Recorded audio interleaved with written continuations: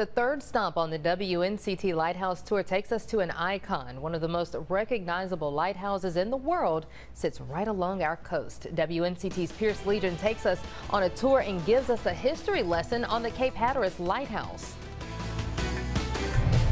When you think about North Carolina lighthouses, one comes to mind for many, the Cape Hatteras Lighthouse. The iconic structure towers over the landscape at 200 feet, making it the tallest lighthouse in North America and the second tallest brick light tower in the world.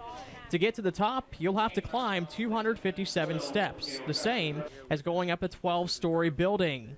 This light station has been an important one for mariners since 1802. We've lost anywhere from 500 to as many as 2,000 ships off our shores here, so that was the need and why the government actually built this lighthouse out here, to basically warn mariners not to get too close to our shores.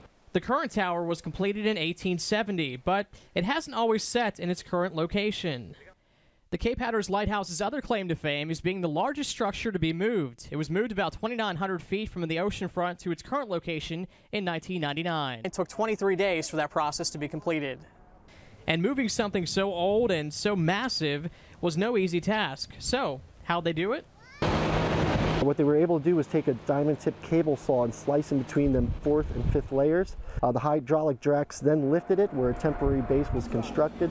And to put it into perspective, basically once it was on that base, they essentially pushed it slowly but surely.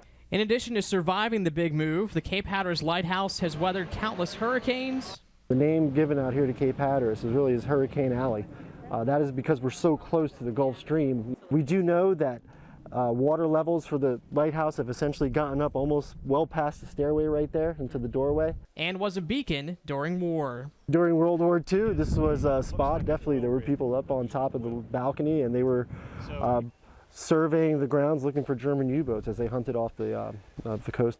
And speaking of being a spot, who could imagine a better one to pop the question? That's exactly what ran through Jason Moore's mind as he got down on one knee.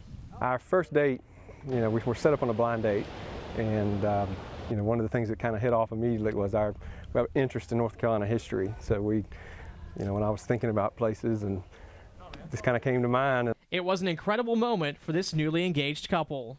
I was hoping not to drop the ring off the top of the lighthouse and then not fall off the lighthouse, being so nervous to ask her to marry me. He said some really nice things to me, and I just was really thinking about what we're going to have together and how confident I feel in it. The Cape Hatteras Lighthouse has stood the test of time. Hopefully decades from now, the same can be said for this pair.